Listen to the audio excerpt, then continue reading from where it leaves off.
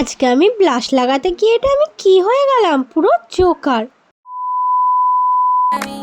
একটা লিপস্টিক দিয়ে এত সুন্দরভাবে ব্লাশ, আইশ্যাডো আর লিপস্টিক করা যায়, আমি তো আগে জানতামই না। তো চলো এই টেকনিকটা ফলো করে আমিও করে ফেলি। তো প্রথমে আমি এখানে নিয়ে চলে এসেছি একটা রেড কালারের লিপস্টিক। তারপরে আমি ভালো করে লিপস্টিকটাকে লাগিয়ে নিচ্ছি যেভাবে ওখানে দেখাচ্ছিল, মানে ভিডিওটা যেমনভাবে দেখিয়েছিল আমি সেভাবেই লাগিয়ে নিচ্ছি আমার গালে, নোকে, নাকে, চোখে, মুখে, সব জায়গায়।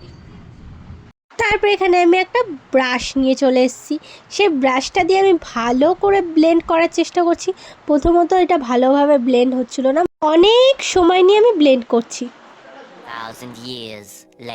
তারপরে ভালোভাবে ব্লেন্ড করার পরে এটা হচ্ছে আমার ফাইনাল লুক। নিজের মুখ দেখে নিজেরই হাসি কান্না দুটোই পাচ্ছে, বুঝতে পারছি না নিজেকে আমি জোকার বানিয়ে ফেলেছি। মানে ব্লাশটা দেখো কত বেশি বেশি মনে হচ্ছে। তো এটা হয়তো আমারই ভুল যে আমি হয়তো একটু বেশি লাগিয়ে ফেলেছি, যেহেতু আমি একটু ডাস্কি স্কিন টোনের। তো এখানে আমার একটু হালকা লাগানো উচিত ছিল, যার জন্য আমার মুখটা বাদরের পিছনের মতন হয়ে গেছে। তো আমার মতন যারা যারা ডাস্কি স্কিন টোনে আছো তারা একটু আমার মতন ভুল না করে একটু কম লাগিও। ঠিক আছে, ফাইনাল লুকটা মোটামুটি খারাপ না, আর একটু হালকা হলে বেশি ভালো লাগতো। তো আমি এই ভ্যাকটাকে পাশের মধ্যে 2 দেবো, তোমরা কত দেবে?